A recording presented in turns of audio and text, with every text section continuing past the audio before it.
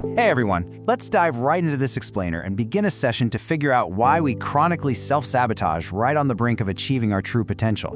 You know that feeling when things are going perfectly in your life, your career, or your relationships, and suddenly, almost instinctively, you do something to derail it? Today we're breaking down the clinical and psychological reality of exactly why that happens, and more importantly, how to finally stop it. Think of this explainer as your personal coaching roadmap. We're going to hit 6 key areas today: the neurology of the happiness cap, identifying your emotional magnets, tracing your childhood loops, the upper limit problem, excellence versus the zone of genius, and finally, rewiring your internal response. Let's get to it. All right, Section 1, the neurology of the happiness cap. To really understand this, we need to put on our counselor hats and look at the clinical reality. The most important thing you've got to realize right off the bat is that your lizard brain is not broken. It's just aggressively protecting a baseline that feels familiar. So let's talk about emotional gravity, which is also known as your happiness set point. This is basically a quiet internal force pulling your nervous system toward familiar behaviors even when they're totally destructive. Why? Because the brain literally equates familiarity with safety. We have to understand that our nervous system doesn't necessarily want what's healthy. It recycles what feels like home. And if home was absolute chaos, well, peace is actually going to trigger anxiety for you. Your brain equates familiarity with survival, creating a literal happiness set point that acts like a gravity well, pulling you right back to your old normal. This setup brilliantly shows the clash happening inside your head.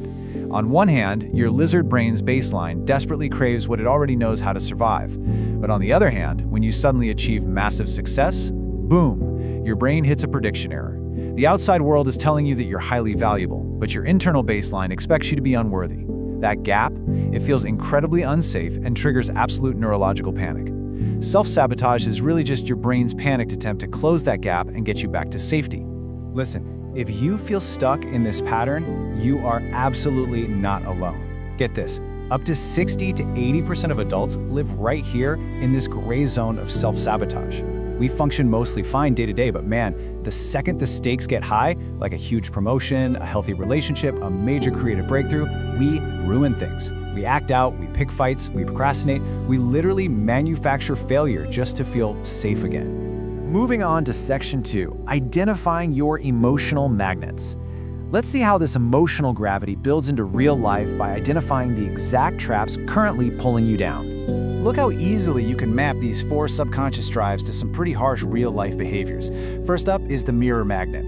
This one draws you to environments that treat you just like your childhood caretakers did, pushing you to date someone emotionally distant or seek out passive disapproval. Then there's the echo magnet. This is when you recreate pain for a fake feeling of control, like choosing burnout in drama. You're basically holding the match that lit the fire. Third is the reversal magnet, which is essentially armor with a smile. If you felt powerless growing up, you avoid vulnerability now by taking over every room and becoming the controlling punisher at work. And finally, the completion magnet. This is when you're drawn to fix someone who resembles past trauma. You fall for emotional hurricanes, desperately hoping that this time you'll finally earn the love you were denied. So, which one of these is pulling you? All right, Section 3, tracing your childhood loops.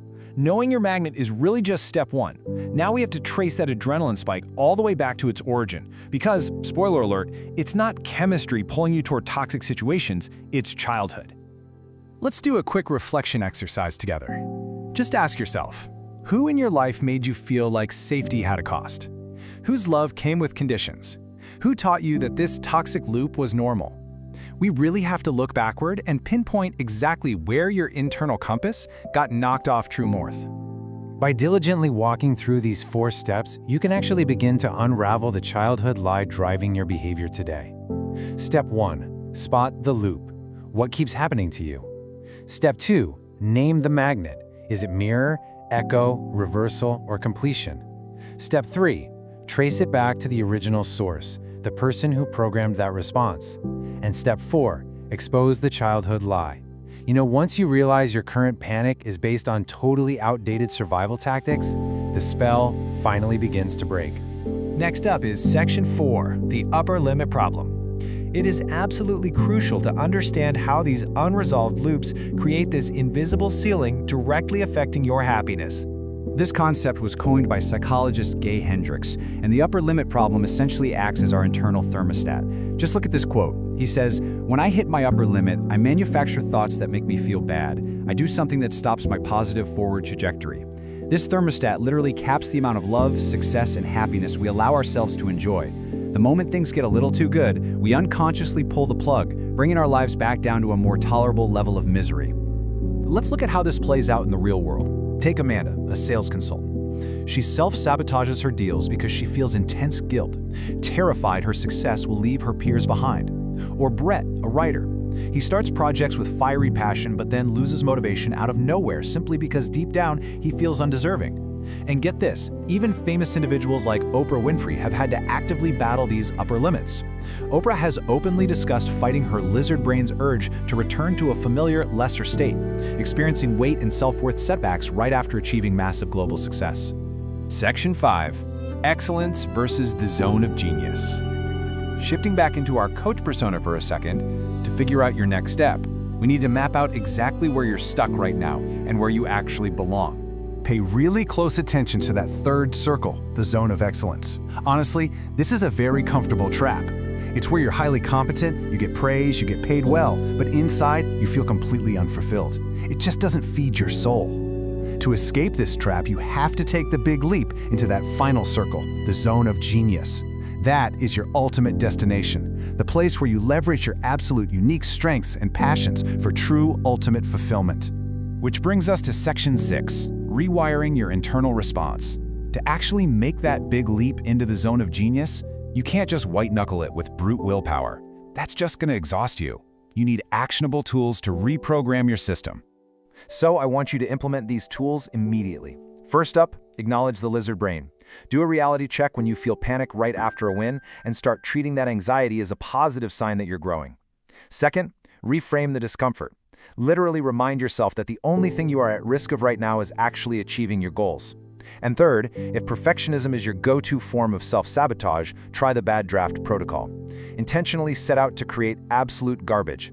By making bad as the goal, you entirely bypass your amygdala's fear of failure, tricking your system into taking action.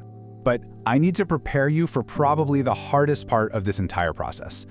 Peace doesn't feel peaceful when your system is wired for chaos. It feels like withdrawal.